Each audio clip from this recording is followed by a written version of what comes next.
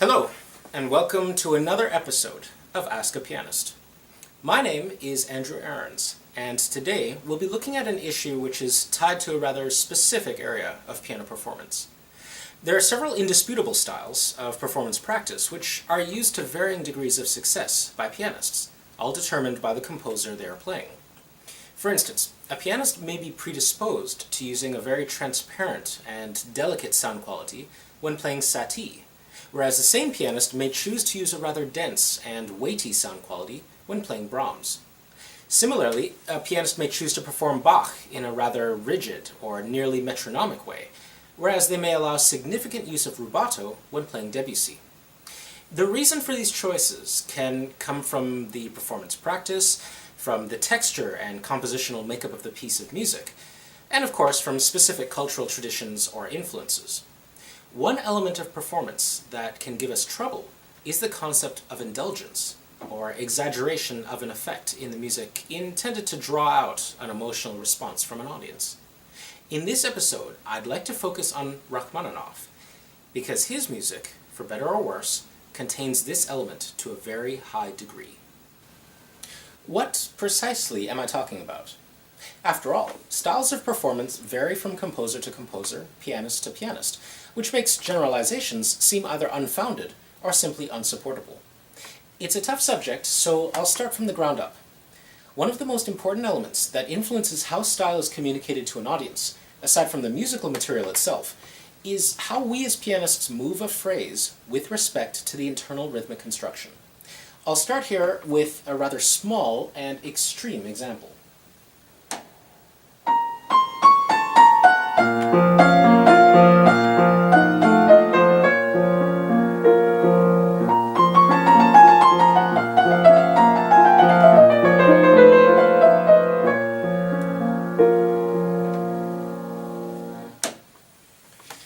Obviously, this is not Rachmaninoff, but it serves as an interesting musical situation in which the internal rhythm of the phrase influences performance practice.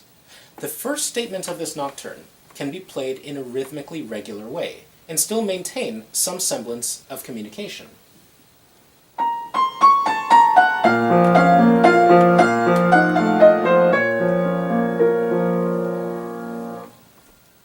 But the second statement of the theme, which is heavily ornamented, cannot.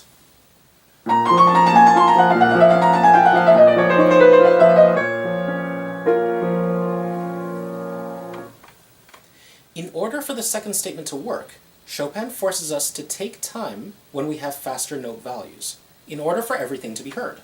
In other words, as the music gets faster, we have to actually play it slower.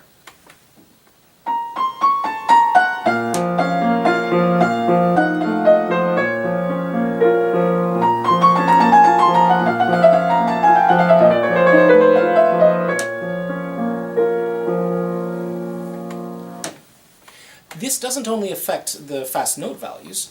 In order to accommodate and balance the slowing down of the phrase, we need to speed up slightly when the note values are slow. This is the normal give and take of rubato in Chopin.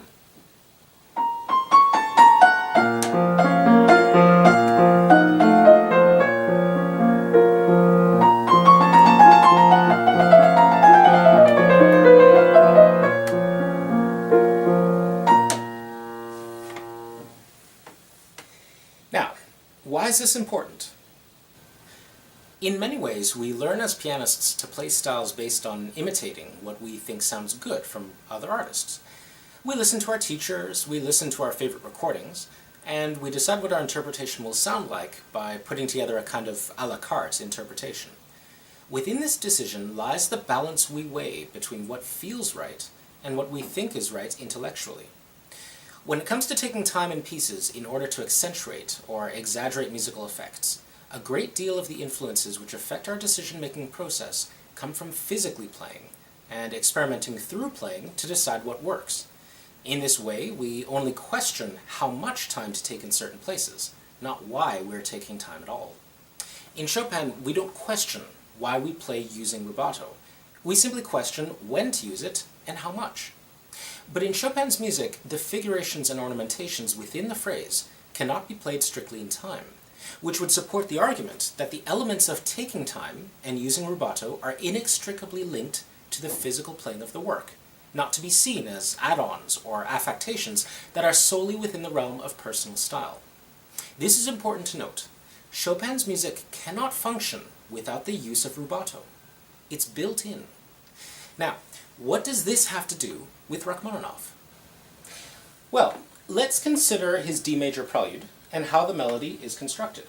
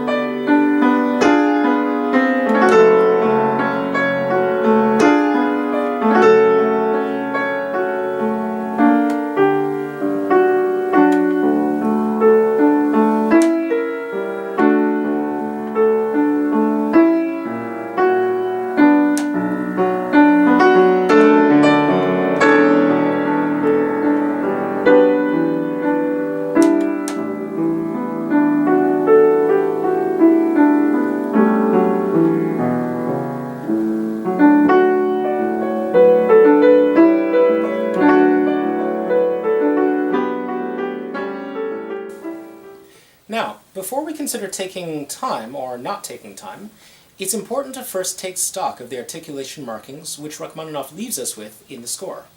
The melody consists of many long notes, with fast-moving notes at the end of the bar. All of the short notes have tenuto markings, which means that they should, above all else, not be played too short. Here's what I'm talking about. If we play the melody in time without tenuto holds on the short notes, we get something like this.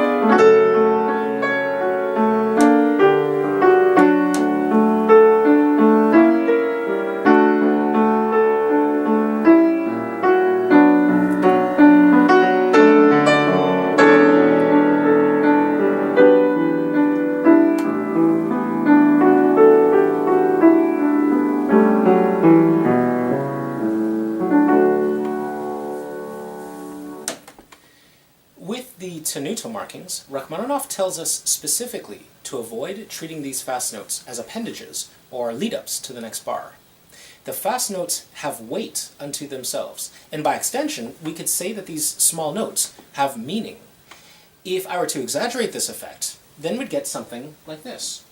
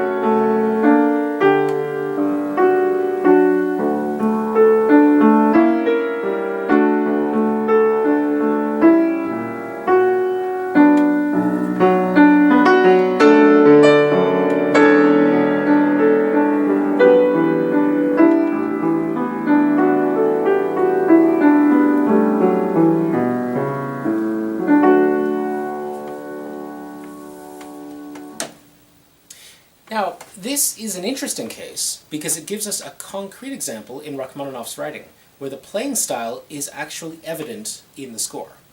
Let me explain. The Chopin example which I played at the beginning emphasized the concept of playing fast notes slower, due to the simple acoustic and performance necessity. However, Chopin did not indicate at all in the score that taking time was a necessity. Rubato becomes a necessity due to the requirements of fitting in more notes than is rhythmically comfortable.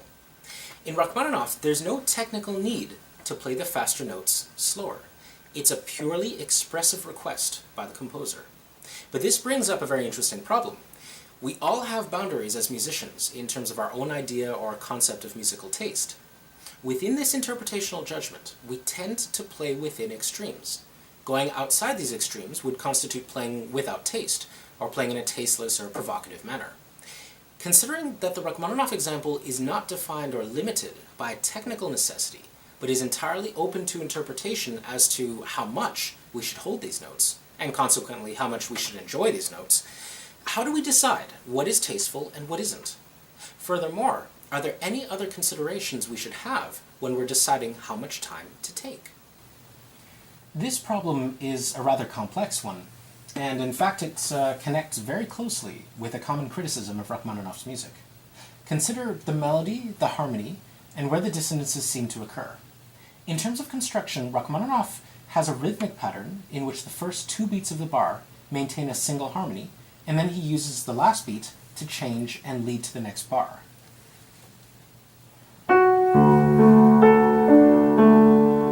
Change, change, change, change, change, change,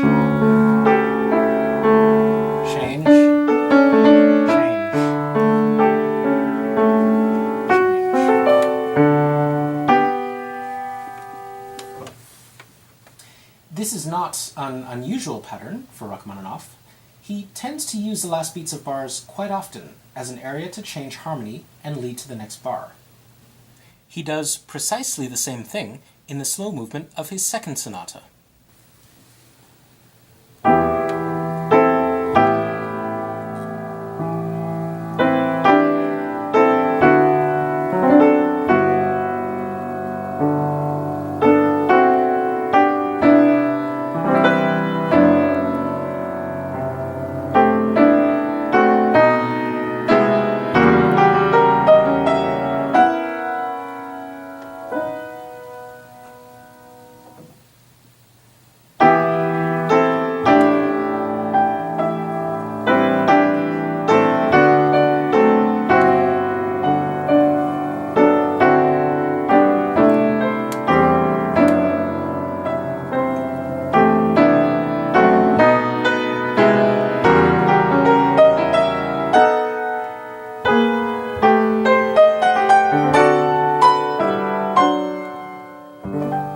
What this creates is a sense of unevenness in the balance of the phrase if played strictly in time. In other words, the most lengthy part of the bar is also the most static in terms of harmony, and the shortest part of the bar is the most interesting or active in terms of harmony. This wouldn't be a problem harmonically if the melody counteracted this stasis by being active at the beginning of the bar and static at the end. But this isn't the case at all.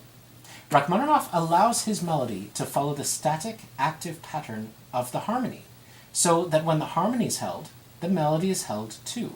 And when the harmony is active, the melody is active as well. We see this in the Prelude.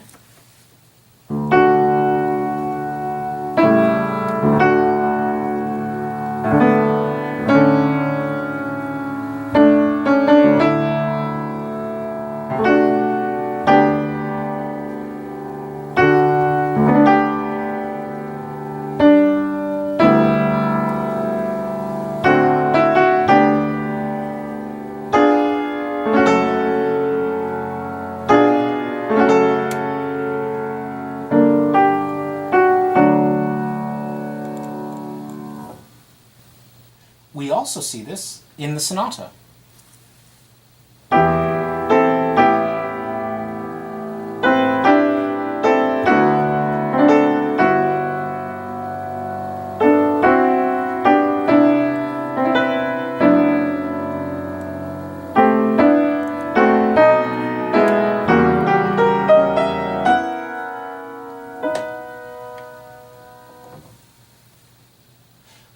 the problem, you ask?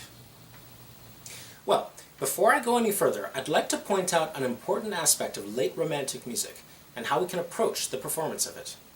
Music which tugs at the heartstrings of its listeners is music which essentially gives the audience what they want. What I mean by this is a carefully calculated series of suspended or unresolved harmonies which are held in order to draw out the resolution. It is dissonance with the prospect or promise of a resolution to consonance, and it is this tension that we feel as listeners of this promise of resolution that encourages or inspires an emotional response. As a performer, we can make one of two choices in terms of how we communicate this promise. Do we draw out the promise even further than the composer indicates in order to exaggerate the potential audience response? Or do we try to downplay the illusion so as not to sell out or take advantage of people's emotional reaction to this kind of music by giving them even more than is perhaps indicated in the score? In the Prelude, due to the rhythmic patterns set up in the melody and harmony, Rachmaninoff creates a situation where initially he can hold on to consonances for a long period of time in the phrase, and either move to a dissonance quickly at the end of the bar, or use the last beat as a dissonance plus impetus to get to the next held consonance.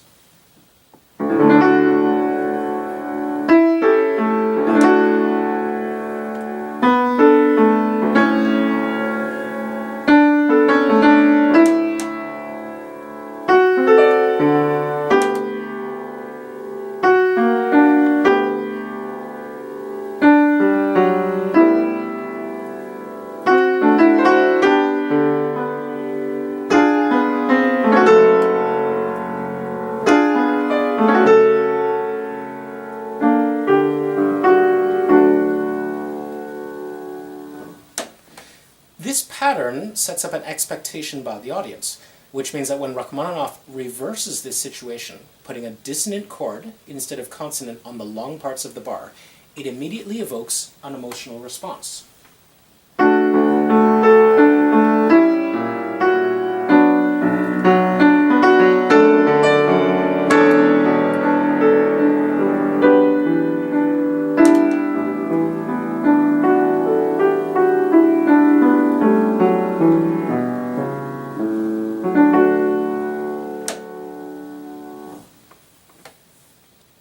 This tactic is further reinforced due to the aforementioned tenuto holds, which Rachmaninoff initially puts on the fast notes of the melody. Notice that he puts the hold markings on notes which are involved specifically with dissonance.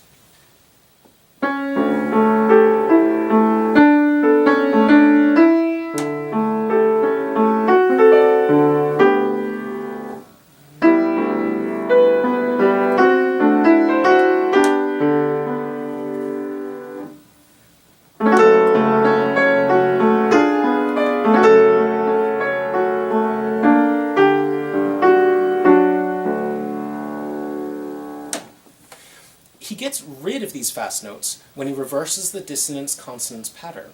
So when he has a dissonance in the long parts of the bar, the short consonant parts do not have fast notes at all.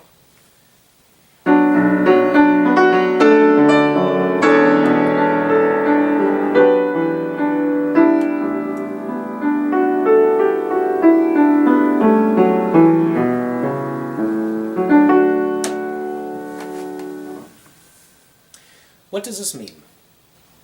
It means that Rachmaninoff is capitalizing on dissonance in his melody. If there is dissonance in fast notes, then he asks us to lengthen them slightly and give them more weight in terms of sonic importance. If the dissonance is held in long notes, then he doesn't counteract this at all by having fast notes at the end of the bar during the consonant harmony. This emphasis on dissonance, as indicated so clearly in the score, brings us to the nearly philosophical question I asked before. How do we perform this kind of music? It is clearly built in order to take advantage of the dissonance-consonance promise. And furthermore, we are encouraged by markings in the score to do this explicitly, not tacitly. In other words, the music's ability to tug at the heartstrings of the audience is not hidden, but it's exposed. If it is so exposed, should we as pianists exaggerate this effect, or should we try to downplay it? It's a tough question, and though I have a personal opinion on the matter, I think it's important to consider both possibilities. If we play this without doing much to it, other than following the markings, the music survives quite well.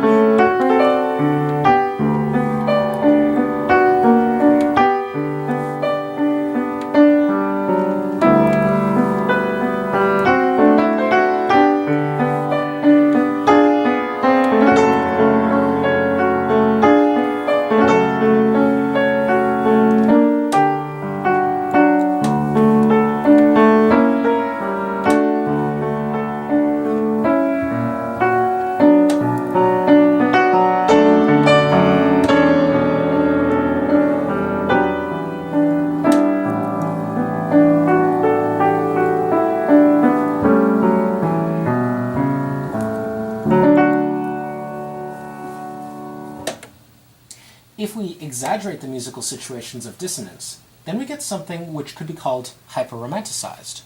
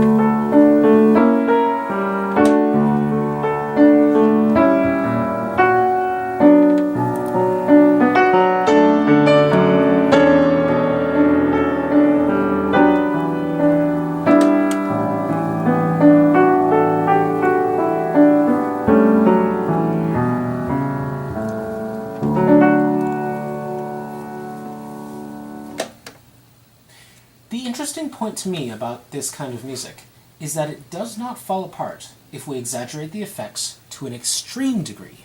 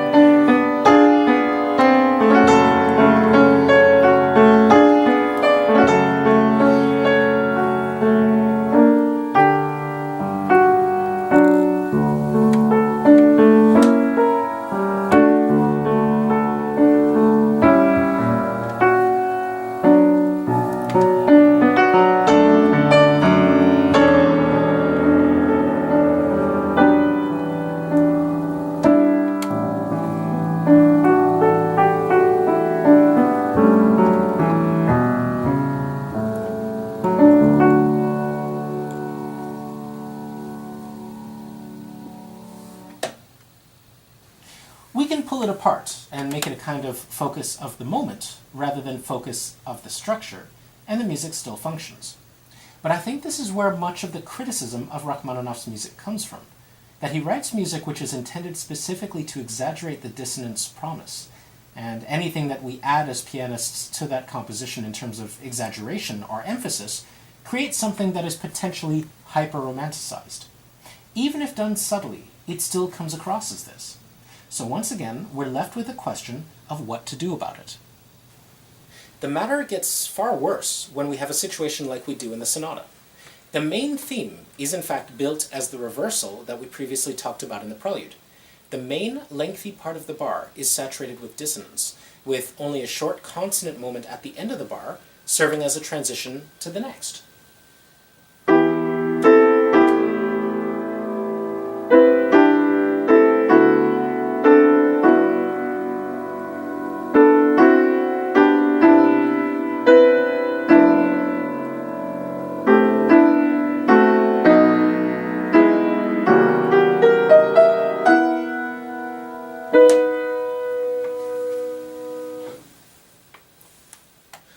Once again, Rachmaninoff has tenuto markings on the dissonant chords, which appear on the beat, further emphasizing the emotive quality. In the Prelude, we can find a way to hide from this emotive posture, because the bulk of the bar is held in consonants. Not so here. It's very direct and very clear that Rachmaninoff is taking advantage of the dissonance promise. If I play it in an exaggerated way, you will be able to hear just how sultry this music can be.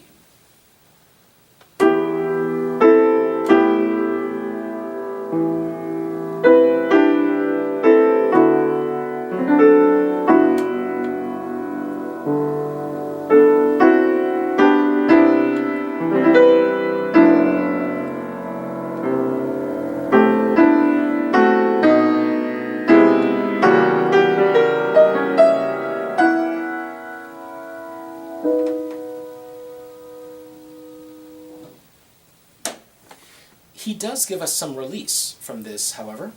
In the little bridge section, he reverses the dissonant-consonant position, so that we have consonants for most of the bar, with dissonance at the end.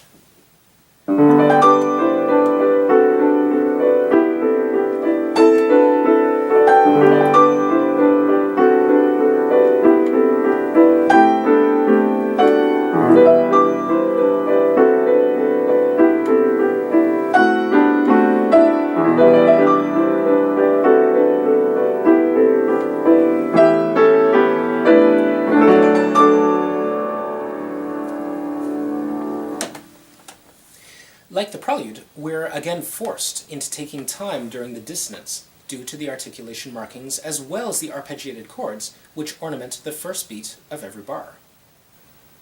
In short, I believe the greatest difficulty in performing Rachmaninoff lies in our decisions regarding how far to emphasize something which is already emphasized by the score.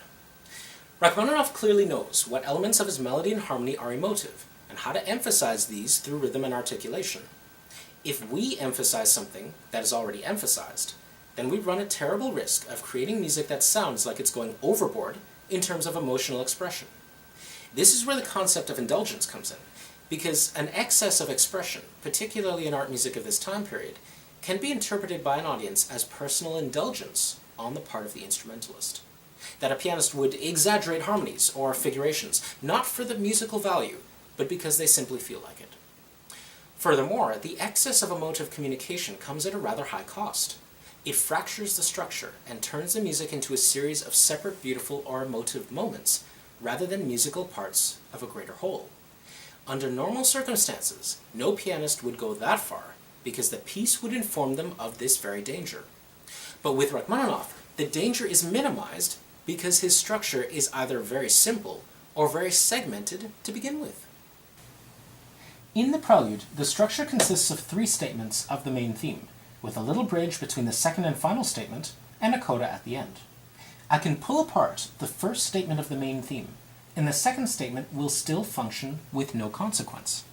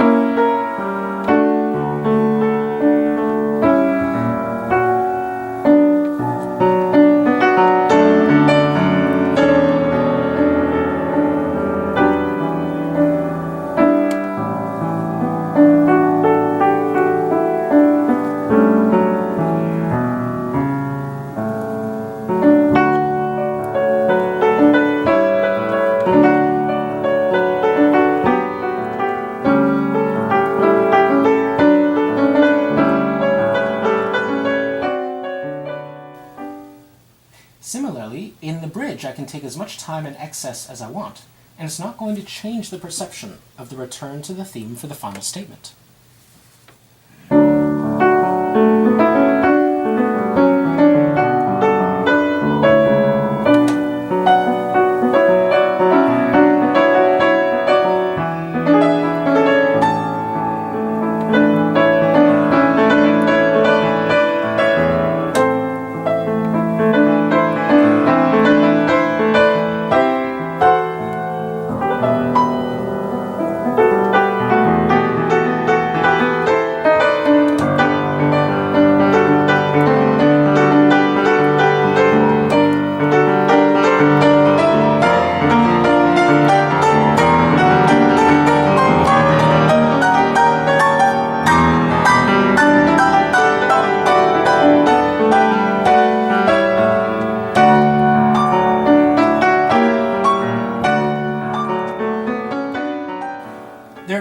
natural consequences to playing this in an excessive way. In the sonata, Rachmaninoff separates the sections with pauses or changes in tempi, which automatically segments the overall structure. This means that, once again, I can forcefully exaggerate sections without any consequences to the music that follows. Consider the second statement of the theme, its transition to the major keyed bridge, and then the return to the theme. I can play the theme in an extreme fashion, then play the bridge in an extreme fashion as well, and the return to the theme can occur without any musical consequences.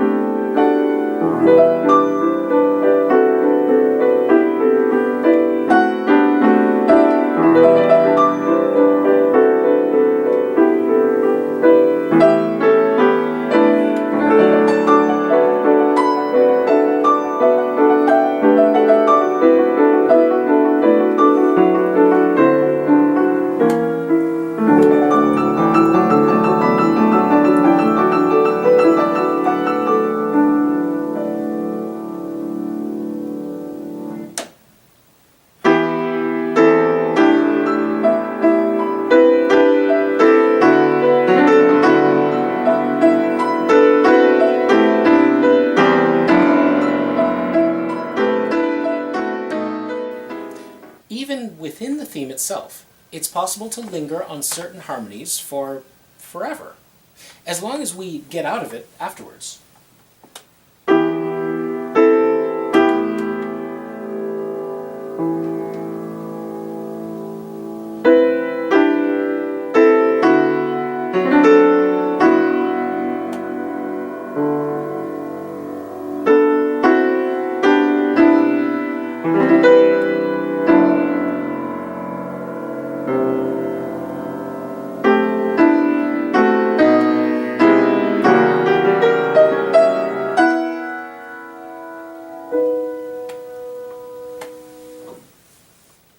In some ways, it's amazing, given how much we can indulge in beautiful harmonies. But from a performance perspective, it's really straddling the line between communicating to an audience and indulging oneself as a performer. This open situation perhaps explains not only why Rachmaninoff's music is so popular with audiences, but also why there is so much variety in terms of performance practice. There are pianists who play the music nearly in tempo all the time, and there are pianists who exaggerate every single moment and harmonic change. Both appear to be effective in this kind of music. Though I will not take sides here on how I think this kind of music should be approached, I do think it's extremely important to think very carefully about the problem. Each pianist should ask themselves to what degree they think the music affects their audience without intentional exaggeration from the pianist. If they decide that the music needs help, or that their audience needs help in this regard, then perhaps it is necessary to exaggerate a few choice moments. Or more. That depends on the audience. So, that's it for this episode of Ask a Pianist. Until next time, keep practicing, and always experiment with your own boundaries of exaggeration in terms of expression. This will lead you to your own answer to the question I posed earlier. Bye for now.